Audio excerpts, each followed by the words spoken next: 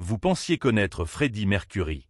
Le chanteur flamboyant, le roi des stades, l'homme qui faisait vibrer des millions de personnes avec sa voix surhumaine et son énergie explosive.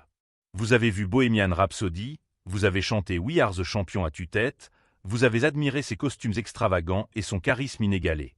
Mais derrière la légende, il y avait un secret. Un secret qui n'a rien à voir avec la gloire, l'argent ou la scène. Un secret qui s'appelle Mary Austin.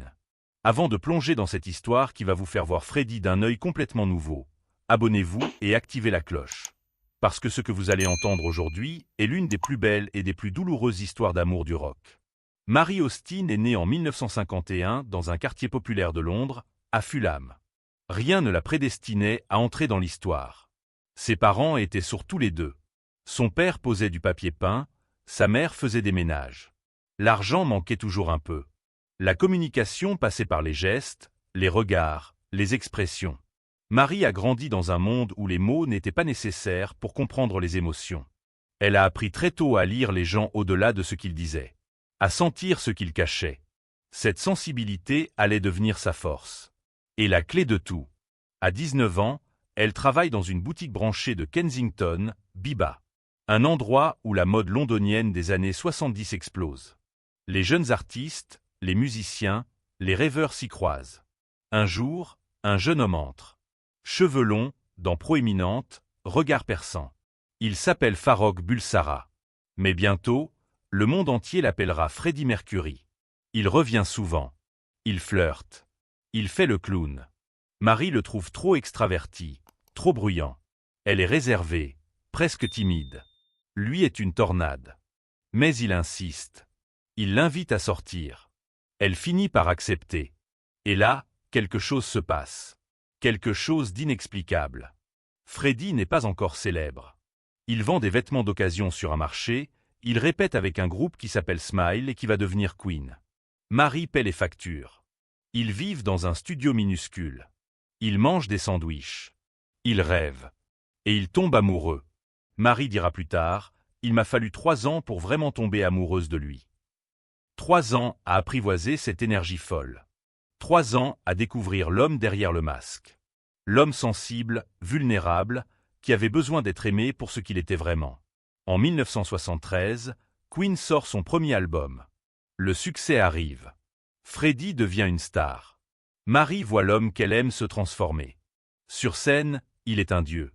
Dans la vie, il reste son Freddie. Il lui demande en mariage le jour de Noël. Il cache la bague dans une série de boîtes emboîtées, comme des poupées russes. Elle rit. Elle pleure. Elle dit oui. Et puis il écrit Love of My Life. Pour elle. Pour Mary. La chanson qui fait pleurer le monde entier. Mais qui n'est destinée qu'à une seule personne. Mais derrière la gloire, quelque chose change. Freddie s'éloigne. Il rentre tard. Il est absent même quand il est là. Mary sent qu'il lui cache quelque chose. Elle a peur qu'il la quitte pour une autre vie. Pour la célébrité. Pour les fans. Un jour, elle lui demande s'il est temps d'acheter la robe de mariée. Il répond non. Sec. Brutal. Et puis, en 1976, il lui parle. Il lui dit qu'il est bisexuel. Mary comprend immédiatement que ce n'est pas toute la vérité. Elle le regarde dans les yeux et dit « Non, Freddie. Je pense que tu es gay. » Le monde s'écroule. Leur relation amoureuse s'arrête là. Mais leur lien, lui, devient plus fort. Plus profond. Plus vrai. Mary déménage dans un appartement juste à côté, acheté par Freddie. Elle refuse de partir. Il refuse de la laisser partir. Ils restent inséparables. Elle l'accompagne en tournée. Elle est là pour chaque concert, chaque succès, chaque crise. Freddie dira « Tous mes amants me demandent pourquoi ils ne peuvent pas remplacer Mary. Mais c'est tout simplement impossible. Le seul ami que j'ai, c'est Mary. Et je ne veux personne d'autre. » Mary, elle, dira « Il était mon amour. Mon seul véritable amour. » Le monde ne comprend pas. Comment peut-elle rester? Comment peut-il l'aimer autant tout en étant gay? Mais eux, ils comprennent. Leur amour n'a pas besoin d'étiquette. Il est au-delà. Il est unique. Freddie rencontre Jim Hutton. Une relation qui durera 7 ans. Jim comprend qu'il ne remplacera jamais Mary. Personne ne le peut. Et puis, en 1987, Le diagnostic tombe. Sida. À l'époque, c'est une sentence de mort. Freddy le cache au monde. Mais pas à Marie. Elle est là. Chaque jour. Elle le soigne. Elle lui tient la main. Elle le regarde s'éteindre. Le 24 novembre 1991, Freddy meurt. Marie est là. Jim est là. Ils pleurent ensemble. Dans son testament, Freddy laisse à Marie la moitié de sa fortune. Sa maison, Garden Lodge. Et une mission, récupérer ses cendres et les cacher dans un endroit que personne ne connaîtra jamais. Marie attend 2 ans. Puis, une nuit, elle prend l'urne. Elle va à l'endroit choisi par Freddy. Elle disperse les cendres. Et elle se tait. Pour toujours. Aujourd'hui, à 73 ans, Marie vit encore dans Garden Lodge. La maison est un musée. Tout est comme Freddy l'a laissé.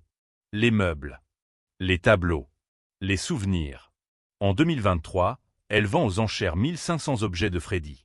Des costumes, des paroles manuscrites, des bijoux, des millions de dollars. Mais elle garde le secret le plus important. L'endroit où repose Freddy. Elle emportera ce secret dans la tombe. Parce que l'amour, le vrai, ne meurt jamais. Il transcende tout. Le genre, la sexualité, la mort.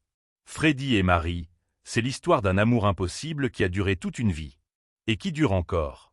Si cette histoire vous a touché, dites-moi dans les commentaires ce que vous ressentez. Likez, partagez, abonnez-vous et activez la cloche. Parce que la prochaine fois, je vous raconte une autre histoire d'amour qui a changé le monde du rock à jamais.